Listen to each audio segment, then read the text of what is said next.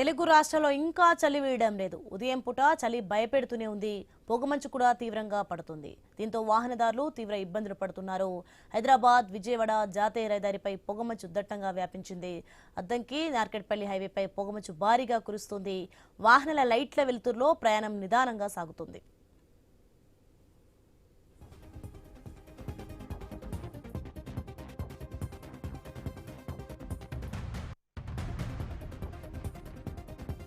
ఇటు ఎన్టీఆర్ జిల్లా నందిగామలో పొగమంచు కప్పేసింది. నందిగామ కంచికచెర్ల ప్రాంతాలను దట్టమైన పొగమంచు ఏర్పడింది.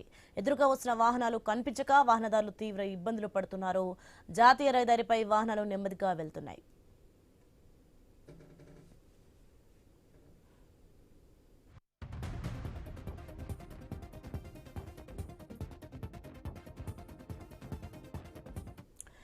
తెలుగు రాష్ట్రాల్లో ఇంకా చలి వేయడం లేదు. ఉదయం పూట చలి భయపెడుతూనే ఉంది. పొగమంచు కూడా తీవ్రంగా పడుతుంది. దీంతో వాహనదారులు తీవ్ర ఇబ్బందులు పడుతున్నారు. హైదరాబాద్ విజయవాడ జాతీయ రహదారిపై పొగమంచు దట్టంగా వ్యాపించింది. అద్దంకి నార్కెట్పల్లి హైవేపై పొగమంచు భారీగా కురుస్తోంది.